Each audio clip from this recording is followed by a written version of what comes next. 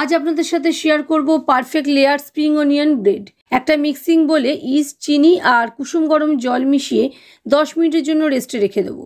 এরপর east active হয়ে গেলে এতে নুন, 2 কাপ ময়দা আর পরিমাণ মতো কুসুম গরম জল দিয়েই একটা স্টিকি ডো মেখে নেবো। এরপর শেষে তেল আর খানিক ময়দা দিয়ে একটু ঠেসে রেস্টে রাখবো 2 ঘন্টার জন্য। এরপর ডোটাকে কিচেন টপে ভালো করে মেখে রোলার পিন দিয়ে একটু বড় করে বেলে নেবো।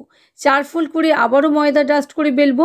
বড় করে বেলে চৌকো করে তেল ও নুন দিয়ে হাত দিয়ে মাখিয়ে স্প্রিং অনিয়ন কুচির একটা পাতলা লেয়ার করে নেব।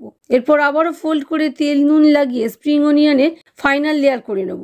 দুভাজ করে আবারও বেলে উপরে জল ব্রাশ করে সাদা তেল ছড়িয়ে হাত দিয়ে একটু প্রেস করে দেব।